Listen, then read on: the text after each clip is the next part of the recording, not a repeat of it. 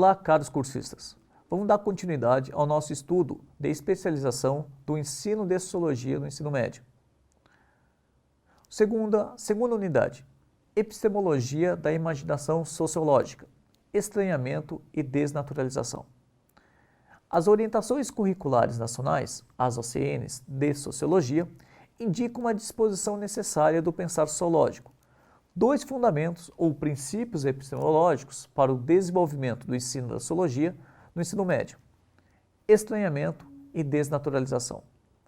Talvez você esteja se perguntando, o que isso tem a ver com a educação? Então vamos começar o nosso estudo. Primeiro ponto, estranhamento. Vamos utilizar a palavra estranhar para perceber os diferentes significados encontrados nos dicionários. Estranhar corresponde a admirar-se a alguém por não achar natural ou por não perceber algo diferente do que se conhece ou do que seria de se esperar. Segunda definição, surpreende-se, assombrar-se em função do desconhecido.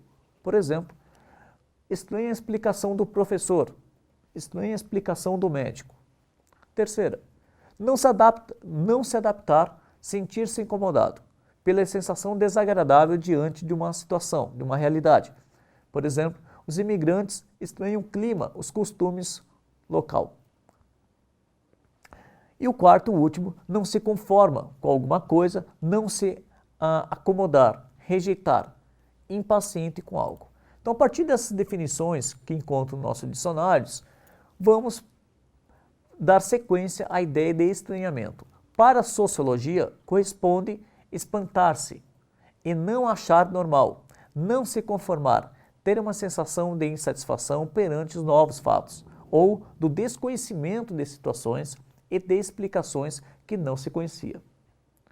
Então, quais são os seus instrumentos metodológicos? Vamos citar duas ferramentas do pensar sociológico: o estranhamento e desnaturalização. Estranhamento está ligado ao objetivo da filosofia e das ciências humanas. Problematiza as questões sociais a partir de situações corriqueiras, comuns, banais. Entende a experiência social como além de sua normalidade, ou seja, é colocar em questão situações vivenciadas todos os dias e tidas como esperadas. Busca respostas para essas expectativas de normalidade, envolve os fenômenos sociais. E postura investigativa frente ao mundo aparentemente conhecido e ordinário. Desnaturalização. Compreender que a realidade cotidiana é o resultado de decisões, de interesses particulares ou coletivos, de ideologias. Não é uma tendência natural e imutável e pode ser modificada pela vontade humana. Então, nesse ponto, pensamos que o homem, ao intervir no meio natural, assim como no meio social, passa por um processo de intervenção social. Automaticamente, isso condiz com que nada é natural. Tudo tem uma explicação social. Sabemos que não podemos conhecer algo sem conhecê-lo, certo? A resposta parece óbvia, mas, para conhecê-lo, precisamos fazer o quê? Qual o procedimento a adotar? A resposta correta é problematizar. A partir da problematização, um fenômeno social se torna mensurável, conhecido. Vamos exemplificar com alguns ditados populares. Mulher é sexo frágil. Pau que nasce torto nunca se endireita. As mães estão sempre certas. E homem não chora. Todos esses ditos estão na boca do povo, fazem parte do imaginário coletivo. O papel da sociologia é realizar uma mediação do conhecimento comum, também chamado de vulgar, em direção ao conhecimento científico, também chamado de conhecimento crítico. Para esmiuçar melhor essas questões, pegamos o primeiro ditado: mulher é sexo frágil. Essa expressão condiz com a visão de que as mulheres, supostamente, seriam fracas, tanto fisicamente quanto emocionalmente. Então indagamos, por que há tantas mulheres assumindo postos de trabalho que historicamente eram áreas exclusivamente ocupadas por homens? Como que as mulheres correspondem à maioria dos estudantes no ensino superior? Sabia que 1/3 dos lares brasileiros são chefiados por mulheres? Porque grande parte das famílias depende do provento feminino para manter sua subsistência? Se a mulher são emocionalmente ou sensivelmente fracas, como explicar que a maioria dos crimes passionais não são cometidos pelo público feminino? Para fundamentar o que estamos problematizando, vamos pegar outros exemplos, assim como cita o professor Nelson Dácio Tomasi. Os produtos que compramos e vendemos é algo mais do que parece ser. Descreve um material que serve muito bem para nós professores de sociologia trabalharmos em sala de aula. Vamos pegar o exemplo do professor Paulo Júnior Giradelli. Nada há de mais banal do que uma calça jeans, não é verdade? Entramos em uma loja e experimentamos a calça. Se serve, pegamos, se não serve, experimentamos outra. No entanto, muitas pessoas não fazem assim. Há pessoas que experimentam, olham no espelho e percebem que não cabe na calça. Não param um segundo para pensar em outra calça, porque outra calça não realçaria a parte do corpo que querem realçar ou esconder. E não pensam também em rearrumar a calça, como nossas avós sugeririam. A calça, até então um objeto, o que recebe a ação, adquire vida e se torna sujeito, o autor da ação. E então, quem está comprando a calça se torna objeto frente a ela, pois ela que ordena: saia daqui agora e vá para uma academia. Você obedece porque você não é mais sujeito. O sujeito é a coisa morta, no caso o objeto, a calça, um pedaço de pano, que passa a lhe dar ordens. Uma calça mais exigente lhe ordena fazer uma lipo e você cai nas mãos, não na cadeia. Uma calça mais exigente lhe ordena fazer uma lipo e você cai nas mãos, não da academia, mas de uma sala de cirurgia. Cada calça, cada mercadoria cria vida diante de nós. Marx denominou isso de fenômeno da reificação e do fetichismo. Reificação, quando nós, os vivos, nos portamos como coisas, o que é morto. Fetichismo, quando as coisas se portam como sujeitos de ação, o que é morto torna-se algo vivo, na medida em que começar a agir. Passa a nos determinar. Ele disse que isso era uma das características dos nossos tempos modernos. Tirou da banalidade o que era um simples e completamente banal passeio por um shopping. Essa citação nos remete a flexionar que um simples objeto, no caso uma calça jeans, representa um significado simbólico que vai além da natureza enquanto mercadoria. Como Marx descreveu o caráter fetichista da mercadoria, segundo Marx, a forma mercadoria e a relação do valor dos produtos de trabalho na qual ele se representa não tem a ver absolutamente nada com a natureza física, com as relações materiais que daí se origina o produto. Não é mais nada que determina a relação social entre os próprios homens e, para eles, aqui assume a forma fantasmagórica de uma relação entre coisas. Então, a partir dessa descrição do caráter fetichista da mercadoria, como os objetos acabam dentro dessa lógica civilizacional, nessa perspectiva capitalista, os produtos acabam tomando uma vida própria e sendo os próprios sujeitos da ação, né?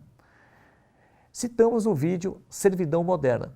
Esse vídeo ele vai conseguir dar embasamentos explicando como que as mercadorias assumem uma característica singular na consciência, né, da população, inclusive sobre as relações historicamente falando, desde as relações dos escravos da antiguidade, passando por uma relação de servidão até chegar aos trabalhadores modernos. Dando sequência aos nossos estudos, para ligar ou fazer uma ponte entre estranhamento e desnaturalização, se faz necessário um elemento, chama-se mediação. Para realizar essa prática, é preciso nos remeter à tarefa típica do pesquisador social. Só é possível mediante o distanciamento do fenômeno social. Colocar-se à distância do fenômeno significa a possibilidade de ultrapassar os limites do senso comum, que supõe a naturalidade da cultura, e inquietar-se com questões rotineiras e consagradas pela normalidade. Segundo ponto, então, segunda ferramenta do exercício sociológico, desnaturalização. A palavra desnaturalização, segundo alguns dicionários, corresponde ato ou efeito de desnaturalizar-se, renúncia ou revogação de naturalização, perda da nacionalidade ou dos direitos adquiridos por naturalização. Então, a partir dessa descrição, que se encontra em alguns dicionários, a sociologia, a palavra desnaturalização, baseia-se na premissa que nada é natural, pelo fato que busca compreender que a realidade cotidiana é resultado de decisões de indivíduos, grupos ou instituições permeadas de ideologias. O homem intervém, altera e modifica e transforma o meio natural e, consequentemente, o meio social que está inserido. Nesse sentido, a sociologia desconstrói a ideia de naturalidade dos fenômenos sociais, a partir da mediação científica de reflexão apurada e sistemática sobre a questão causal. Segundo Alberto Tosi Rodrigues, o exercício reflexivo e científico da sociologia tem como objetivo conservar ou revolucionar, tirar a venda dos olhos ou impedir que o excesso de luz nos deixe cegos. A reflexão sociológica ocupa um papel central na compreensão das forças sociais que vêm transformando nossa vida nos dias de hoje. A vida social tornou-se episódica, fragmentária e marcada por novas incertezas, para cujo entendimento deve contribuir o pensamento sociológico criativo, segundo Anthony Giddens.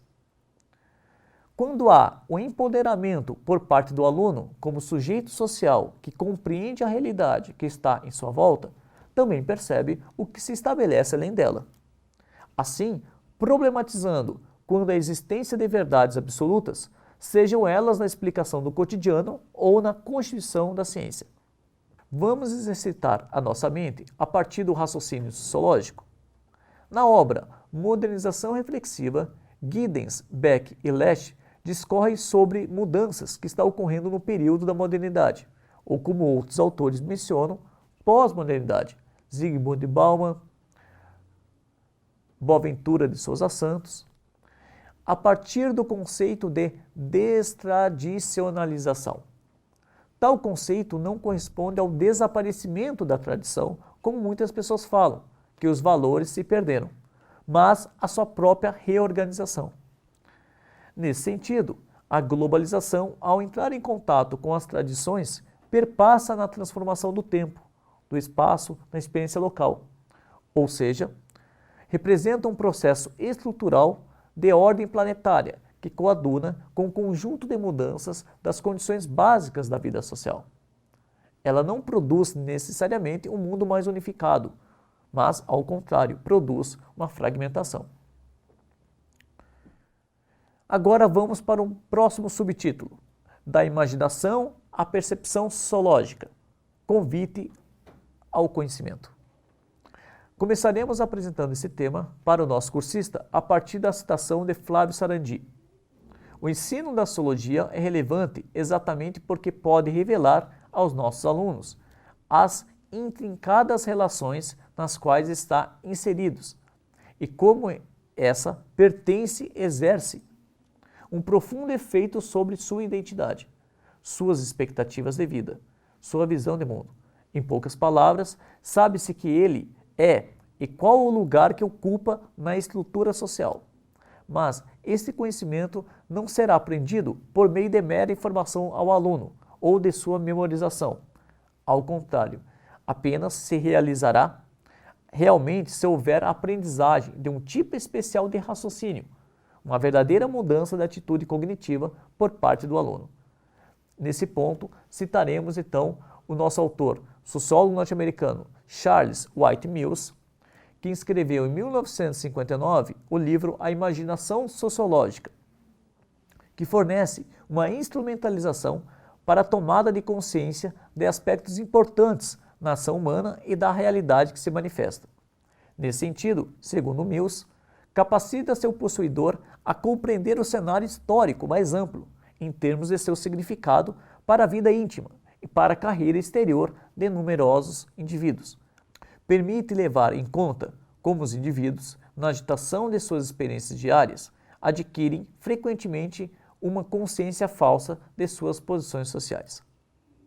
Reflexões de Mills sobre imaginação sociológica constituem um importante aparato no ensino da sociologia, pois possibilita problematizar as questões sociais a partir de situações corriqueiras, comuns, muitas vezes negligenciada pelas pessoas e pesquisadores, assim distanciando das pré-noções e preconceitos.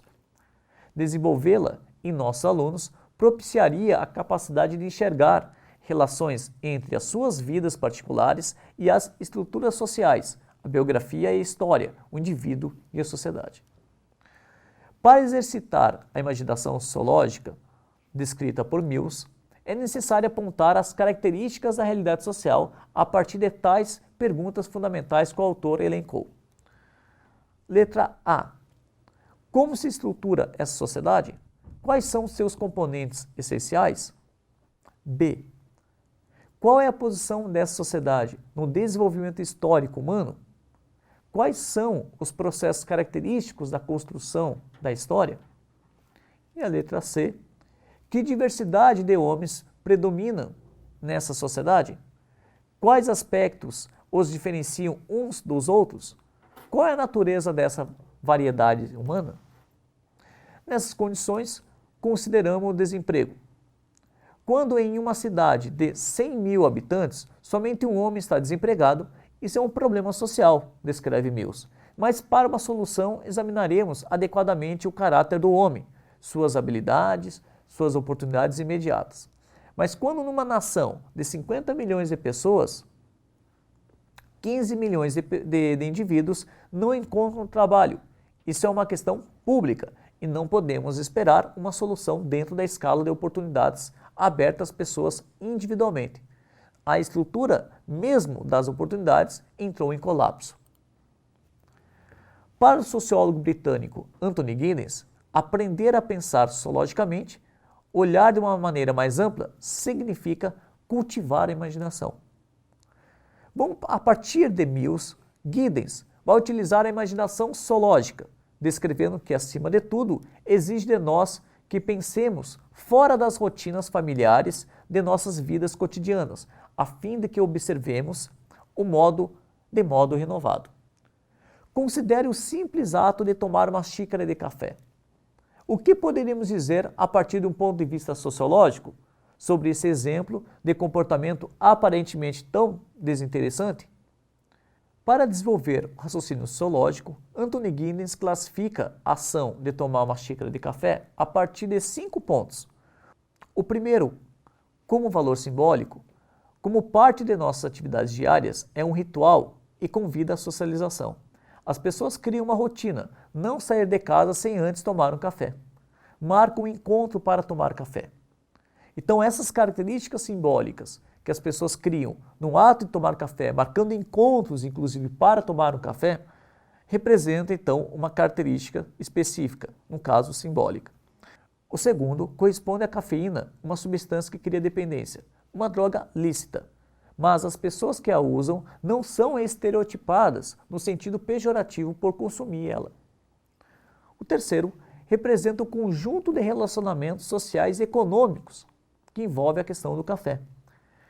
Essas relações se expandem na esfera global. Todas as classes consomem café. Ela também é um commodity internacional de alto valor agregado, vendido e negociado em bolsas de valores do mundo inteiro. Corresponde desde a produção, o transporte, distribuição, requer transações contínuas entre pessoas e milhares de quilômetros envolvidos. O quarto ponto corresponde ao fator histórico. Pressupõe que todo o processo passado de desenvolvimento social e econômico. O café começou a ser consumido em escala mundial no século XIX, que culminou no período colonialista europeu. Nesse sentido, não podemos desconsiderar o legado colonial como um fator crucial que transformou o café em um consumo de massa. E o quinto e última análise de Giddens, o café então passou a ser encarado como uma marca. Coloca-se uma espécie distinta de um tipo ou classificação das demais produtos, pois ficou popularizado qual é o tipo de café beber associado a escolhas e estilos de vida. Os indivíduos podem escolher se quer um café orgânico, descafeinado, tipo de grão, a acidez, aromatizado, entre outras características. Outro elemento que adquiriu o status de politizado, os consumidores podem boicotar o café vindo de certos países que violam os direitos humanos e acordos ambientais. Então, esse último elemento que está associado à questão da marca, a gente poderia colocar como um sexto elemento, a ideia inclusive de politização. Então, percebemos que o exercício do pensar sociológico, como Mills descreve a imaginação sociológica, ela nos remete a um ato que é totalmente banal, trivial e cotidiano, a gente poder mensurar, realizar esse exercício de reflexão e perceber uma série de fenômenos que está por trás do ato, sem que as pessoas naturalmente percebam. Esse é o trabalho da sociologia e é o trabalho do sociólogo. O antropólogo francês Louis Dumont utiliza o termo apercepção sociológica para reflexionar o individualismo no mundo moderno, exercício muito semelhante de Mills com a imaginação sociológica. De acordo com um número variado de dicionários, a palavra apercepção dispõe de tais significado: ação pela qual a mente amplia, intensifica ou planifica a consciência de seus próprios estados internos e representações. Percepção bruta e imediata de um todo, que antecede a percepção minuciosa e analítica, que revela seus componentes, conexões internas. Segundo Dumont, na sua obra Homo Hierarchicus, relata, com o advento da modernidade, a formação das sociedades capitalistas, que a ideologia individualista se constituiu uma ideologia hegemônica das práticas e da vida cotidiana. No seu escrito intitulado A Construção da Sociedade Democrática e o Papel da Educação e do Conhecimento para a Formação do Imaginário Futuro, Edgar Morin, o homem moderno está vivenciando uma espécie de caráter múltiplo de crises. Segundo Morin, é um sistema onde as pessoas sonham com uma outra vida, com uma outra economia, mas disposta de um mínimo de segurança. Elas estão no intermediário, não têm nenhuma das vantagens esperadas de um novo mundo e perderam toda a segurança do mundo precedente, donde um fenômeno de desânimo extraordinário. Se o conhecimento serviu, em momentos anteriores da história, como no caso do Iluminismo, para libertar a humanidade das amarras da ignorância, como símbolo de liberdade da nova era, o mundo na atualidade, segundo as percepções dos indivíduos, não dispõe de tal componente de esperança e transformação, muito pelo contrário, honra um pessimismo necrófilo.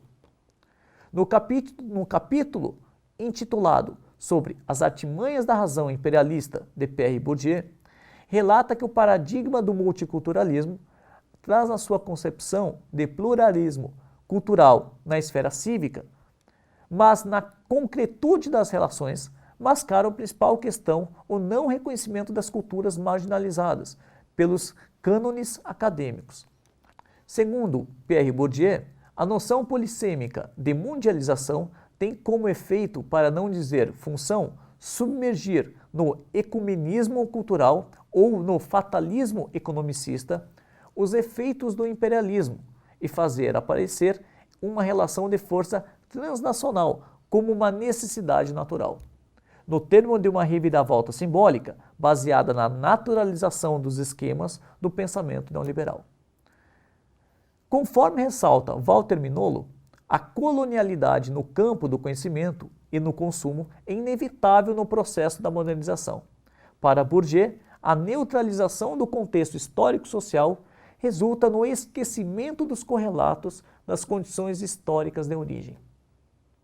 Como vimos nessa aula, então encerrando mais uma participação, o ensino de sociologia traça alguns objetivos. Desenvolver a imaginação sociológica, que permite que nossos alunos compreendam o processo histórico em suas relações com a biografia individual, e a percepção sociológica, que permite que o aluno perceba-se como integrante de um processo histórico e parte de um destino comum. Sugerimos então alguns vídeos. O primeiro vídeo, que engloba bem essa discussão do estranhamento, desnaturalização Imaginação Zoológica, é um vídeo de Milton Santos, um documentário, O Mundo Global Visto do Lado de Cá, próprio da sua obra, o título da sua obra. Esse é a direção de Silvio Tendler. O outro documentário também sugerido é Zeitgeist Addendum. É um documentário de origem norte-americana, mas com uma nomenclatura alemã, de Peter Joseph. E o terceiro, Servidão Moderna, já descrito. Agradecemos mais uma vez a participação de todos, que continuem os seus estudos. Obrigado.